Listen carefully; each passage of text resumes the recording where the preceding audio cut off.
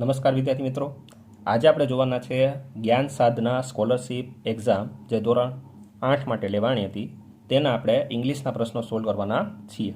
બરાબર. એમાંનો પહેલો ક્વેશ્ચન છે, red box is blank then black box. હવે અહીંયા ધેન છે, આ ધેન આવે ત્યારે હંમેશા આપણે કમ્પેરેટિવ ડિગ્રી સમજવાની છે. બે વસ્તુની સરખામણી હોય ત્યારે, બરાબર છે. અને કમ્પેરેટિવ ડિગ્રી આવે ત્યારે આપણે વર્બનું આપણે વાળું ફોર્મ મૂક્યા છીએ. તો સ્મોલર આવશે. શું આવશે આમાં? સ્મોલર છે. જ્યારે બેની સરખામણી આવે ત્યારે આપણે કઈ ડિગ્રી મૂકીએ? તો કે કમ્પેરેટિવ ડિગ્રી મૂકીએ છીએ. બરાબર. Next question, find out the word having different meaning from others. એટલે કે આમાંથી 4 છે, એમાંથી એક છે આપણને અલગ પડતું હશે. બરાબર. તો જાયન્ટ, જાયન્ટ એટલે શું થાય? મોટું. બિગ એટલે પણ મોટું થાય, લાર્જ. બરાબર. યુજ, યુજ એટલે પણ મોટું. ટાઇની, ટાઇની એટલે શું થાય? તો કે નાનું થાય. બરાબર છે. તો આ 4 ઓપ્શન્સ છે, એમાંથી આ બધાની વાત શું છે? આ બધાય છે એના મિનિંગ એવા છે કે કંઈક મોટી વસ્તુને રિપ્રેઝન્ટ કરીએ છે, જ્યારે ટાઇની છે એ નાનાના રિપ્રેઝન્ટ કરે છે. તો આપણે ડિફરન્ટ ગોતવાનું છે. તો ડિફરન્ટ કોણ છે આમાં? ટાઇની. બરાબર. Next question, Asha sings a song question mark. હવે જ્યારે આ ટાઈપનો ક્વેશ્ચન પૂછાય ત્યારે તમારે પહેલાં એ જોવાનું છે કે આ જે છે વાક્ય એ પોઝિટિવ છે કે નેગેટિવ છે. તો કે આશા સિંગ્સ અ સોંગ, આ તો પોઝિટિવ છે. જ્યારે આ પોઝિટિવ આવે ત્યારે કોમા પછી આપણે જે મૂકીએ એ નેગેટિવ સેન્સમાં મૂકવાનું છે. બરાબર છે. તો આશા સિંગ્સ અ સોંગ, તો નેગેટિવ સેન્સમાં અહીંયા આપણે જોવા જઈએ તો ડઝન્ટ સી આવશે. શું આવશે? Doesn't C. Next, blank visited the science fair. એટલે કે સાયન્સ ફેર છે એ કોને વિઝિટ કરેલો છે? તો વુ. આમાં શું આવશે? વુ એટલે કે કોણ. તો કોણે સાયન્સ ફેર વિઝિટ કરેલો છે? તો આમાં શું ઓપ્શન્સ આવશે? આપણે વુ. બરાબર. Next question, blank cups of ice cream R there in this packet. હવે અહીંયા કપ્સ છે અને એની કપ્સની ગણી શકાય તેવી વસ્તુ છે. બરાબર. તો ગણી શકાય તેના માટે આપણે શું મૂકીએ છીએ? હાઉ મેની મૂકીએ છીએ. ન ગણી શકાય તેવી વસ્તુ માટે આપણે હાઉ મચ.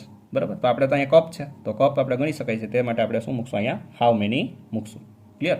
તો how many cups of ice creams are there in this packet. Clear? Next question, arrange the story in right sequence. આ સ્ટોરી છે તમને આડવડી કરીને આપેલી છે, એને આપણે લાઇનમાં ગોઠવવાની છે. તો પહેલાં તો આપણને એને ગુજરાતી કરતાં આવડવું જોઈએ. બરાબર.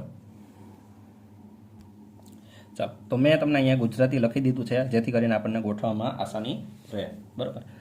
પહેલી વાત છે કે હી વોન્ટ સમ રેસ્ટ, એટલે કે તે આરામ કરવા ઈચ્છતો હતો. He put his bag down and sat under the tree. તેને તેનો ઠેલો નીચે મૂક્યો અને તે ઝાડ નીચે બેઠ્યો.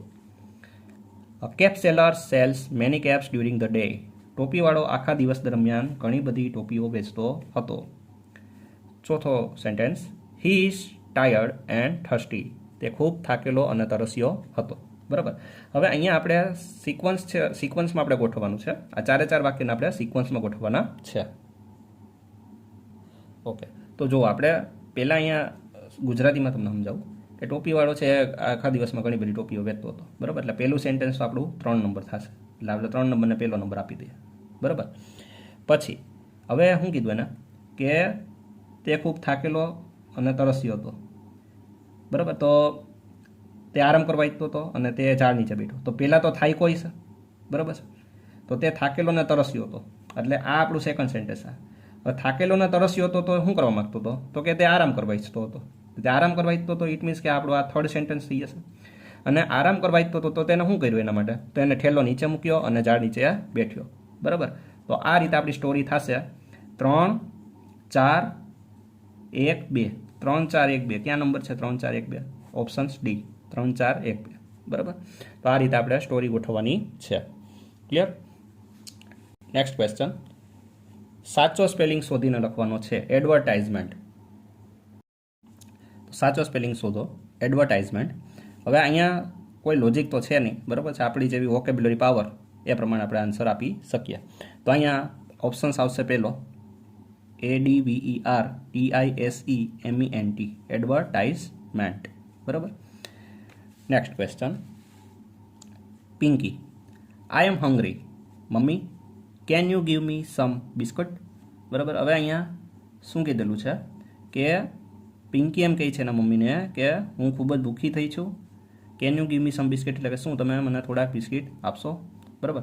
હવે અહીંયા મમ્મી શું આન્સર આપશે, તો here it is, it's okay, here they are, here you are, બરાબર. પહેલાં તો હિયર યુ આર નો આવે, હિયર ધે આર એ નો આવે, ઇટ્સ ઓકે પણ નો આવે, હિયર ઇટ ઇઝ શું આવશે અહીંયા, હિયર ઇટ ઇઝ એટલે કે આ બિસ્કિટ લે.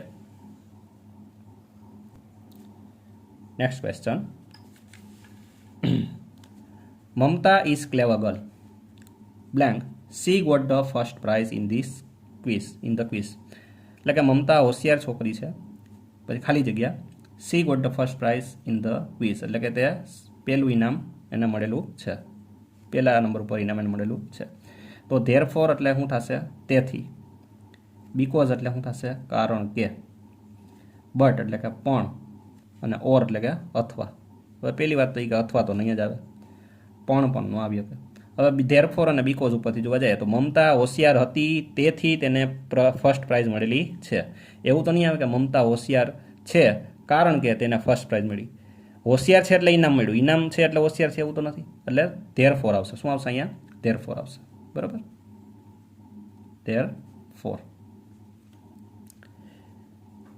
લાસ્ટ ક્વેશ્ચન, મિક્કી સ્લેપ્ડ જમ્બો યોગ્ય પ્રશ્ન વાક્ય પસંદ કરો.